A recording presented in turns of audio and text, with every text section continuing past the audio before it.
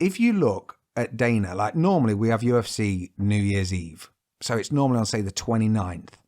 We haven't had anything for weeks. Yeah. And if it wasn't for Jake Paul flapping his gums, there kind of wouldn't be any news. There wouldn't be a lot to, like, as much as Conor maybe against Chandler or Ferguson against Chandler or whatever it is, there's not a lot of anything like bubbling. Whereas because Jake has just got Dana by the wrath nerve, and unfortunately, like Dana famously released, was it, I say famously, I can't fucking remember.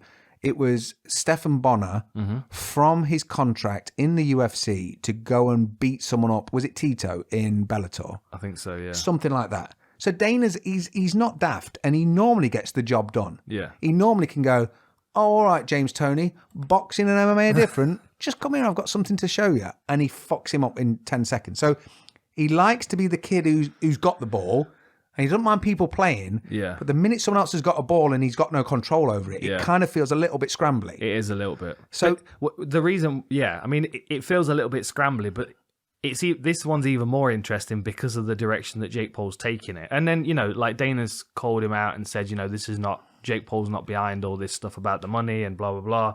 And then in Dana's video, he pointed out the person that was standing between them at the face-off, who's Jake Paul's manager. So, like, and Dana, played him off. He was like, that guy, called him the Warlock, talked about a wart on his face and stuff. His name's Nikisa, right? And Dana was like, oh, he was just an accountant for me. I went to a black tie event at the Natural History Museum in London, sat under a fucking stegosaurus and ate food, and he was there to be awarded something for the deal that he'd done for the IMG sale. Wow. Like, it wasn't like he was the CFO. It wasn't like he was an accountant. Yeah, they didn't introduce him as Wartface. No, the Warlock. So he knows the fucking ins and outs of all of it, which is why Dana's singled him out and gone after him. That's it. Like, it's the same as what McGregor was doing with what's his name at the Maymac thing, calling him the Weasel. Yeah. Like, every time people look at him now, he's the Weasel. Yeah. Like, Dana's trying to do the same thing. He's the Warlock. But in actuality, he was highly respected and celebrated, especially by the Fertitas. Yeah. And he knows a lot about the inner workings of the UFC. So the fact that he's now in Jake Paul's ear and he's kind of steering this a little bit. That's gold. It makes things even more interesting. And I always think people get way more defensive when something's true. Yeah. So, like the whole fighter pay, I understand tiers, I understand profit, I understand all the different bits. But I also understand that rich generally stay rich, and they bring friends in to make sure that there's a loophole to keep them rich. And they always like to feel like, oh yeah, we gave her a 50 grand bonus. Yeah. And you're like, all right, out of 8 million, Yeah. that's a bit of a, like, they're going to die 10 years sooner.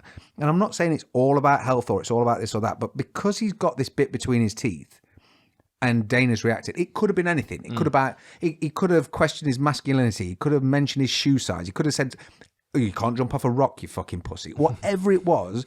But because this is true, to a degree, whichever part you think that they maybe needed to be paid a bit more, a bit less, or Dana should have less, whatever it is, there's an element of truth within that argument at the moment that the minute that Jake's got that, and he's just an aggravating prick. Yeah.